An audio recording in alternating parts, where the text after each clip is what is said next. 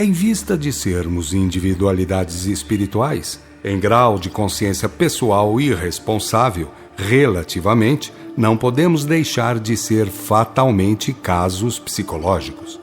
Somos, infalivelmente, casos psicológicos. Ostentamos aquelas vantagens e aquelas desvantagens que são inerentes ao grau de evolução e aos fatores educacionais e doutrinários. Em tal condição e situação, somos ou não uma entidade complexa? Reina ou não reina, no mais íntimo de cada um de nós, nas esferas do intelecto e da emotividade, uma luta perene, uma contenda entre conceitos e conceitos, o choque entre ideias e ideias, enfim, os mais disparatados confrontos íntimos que nos forçam a avanços e recuos, subidas e descidas, crenças e descrenças, um roldão de vai e vens? Se o homem é um animal adaptável, também é um animal capaz das mais intensas contradições, prevenções e conformações. Num caráter mal formado, há lugar e campo propício às mais descontroladas manifestações psicológicas.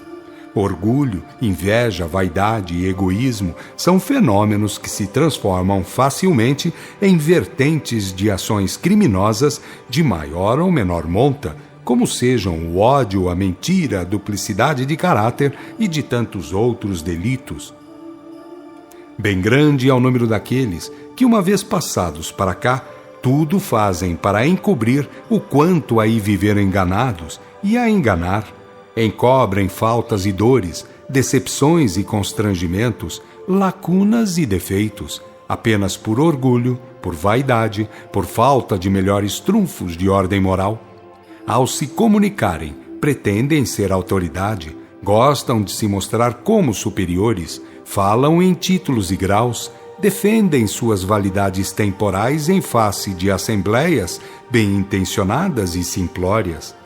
Há casos em que surgem os extremismos, os desbragamentos e a falta envereda para as mais cruas mistificações, aparecendo os que reclamam honras, curvações, inclinações e toda uma corte de lambeções e babujas. E não faltam encarnados que a isso se prestam, eles mesmos, também elevados pela marca de seus pretensos guias. Uns e outros se equivalem, portanto. Nunca me portei assim. Digo com inteira certeza. Fico a par do que posso, sinto, gosto e suporto. Por reconhecer o que é divinamente sublime, altamente celestial, não é que consiga sustentar esta condição, manter esta harmonização vibratória. Já pensei há algum tempo que, pensando apenas se conseguia tecer a união integral e perfeita, lavrando a infusão cabal.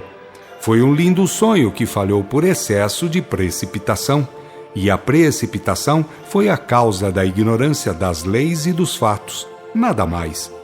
Devo salientar também que se foi um bom fracasso, nem por isso deixou de causar seus bons efeitos.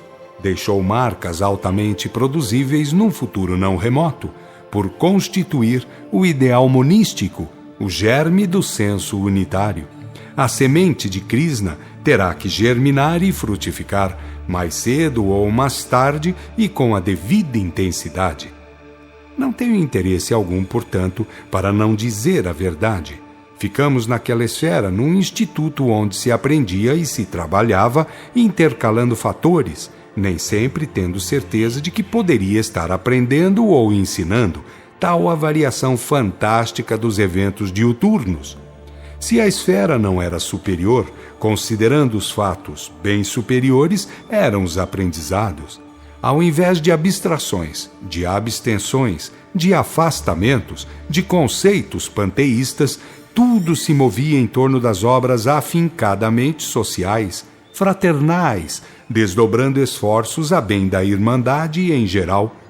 Em todos os sentidos possíveis, sempre em conformidade com a lei e a justiça, pois a divisa fundamental era a seguinte: servir a Deus através da irmandade no âmbito da lei e da justiça.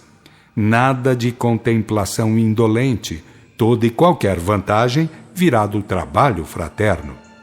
A vida converteu-se num imenso plano de trabalho e de soerguimentos íntimos. A ferrugem do passado deu lugar ao calor do movimento e este se convertia repentinamente em bênçãos de paz e desdobramentos íntimos. Amor por amor, ciência por ciência, tal a ordem a observar. Estar a par de muitas vidas, de seus mais prementes problemas, de suas mais angustiosas expectativas, sentir a divina presença no irmão, no trabalho a ser feito.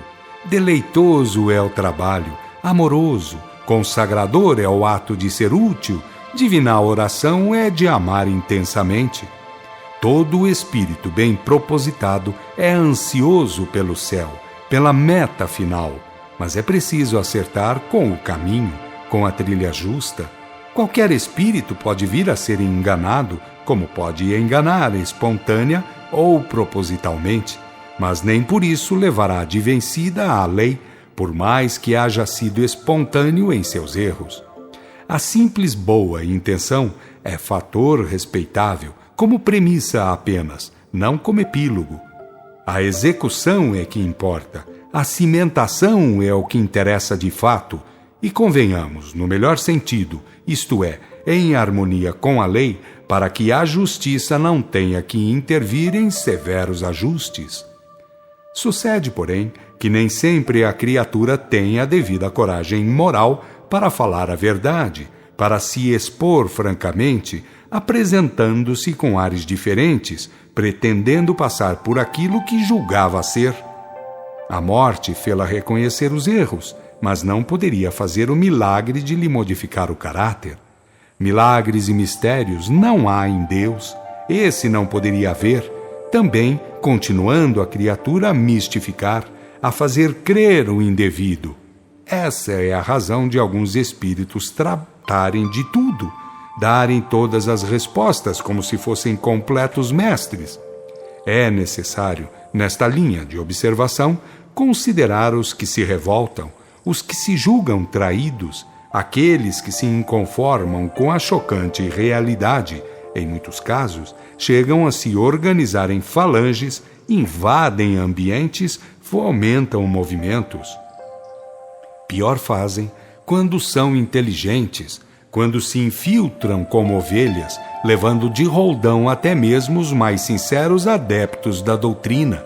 Mistificam bem, fascinam ainda melhor, dominam e causam abalos tremendos quando conseguem atuar longamente. Eu sei de inúmeras criaturas que, se apercebendo das falhas, não tendo a devida hombridade a fim de enfrentar a situação, continuam ao rés da crosta, passando por grandes iniciados, por valorosos mestres, incutindo aquelas concepções à custa das quais se viram um dia desavisados com a lei.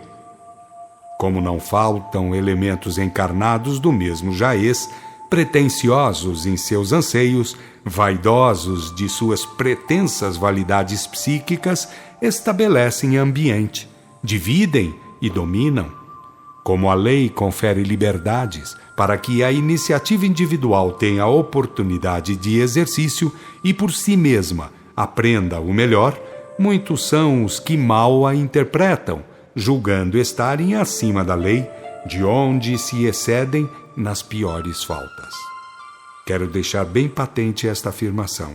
Embora nem todos possam, de um momento para o outro, cambiar a característica doutrinária, cumpre a todos respeitar a melhor verdade conhecida, sem ser pelas verdades menores como se chegará à grande verdade. Eu, e comigo muitos companheiros, vimos-nos um dia presos de infeliz concepção. Infeliz é o termo por ter sido espontânea a falta, não proposital e nem mal intencionada em base. Por que não vir falar a verdade nua e crua? Sei a razão por que estas narrativas estão sendo feitas. Reconheço que obedecem plano de bem mais alto determinado, em virtude do ciclo que se vence, da tremenda mutação de ordem geral que a Terra defrontará. Mas se por esse motivo não fosse, se não tivesse sido convidado a depor nesta torrente de narrativas, para efeito de complementação doutrinária, por que motivo deveria silenciar em respeito da causa justa? Quem tem o direito de, por vaidade pessoal, por orgulho ferido, esconder aquela realidade que a outros poderá evitar maus bocados,